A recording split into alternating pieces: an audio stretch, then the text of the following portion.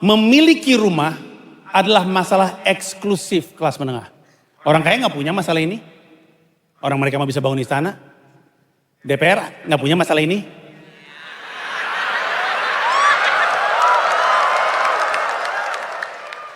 Tunjangannya tolol. Orang miskin juga nggak punya permasalahan ini kan karena ada program perumahan rakyat. Yang nggak bisa punya rumah kelas menengah, lu.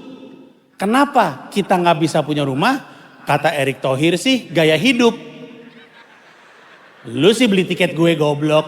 Ngapain lo? Ngapain lo? Silver nabung. Beli tiket panci lagi. Gak bisa punya rumah lo. Gaya hidup lu berantakan.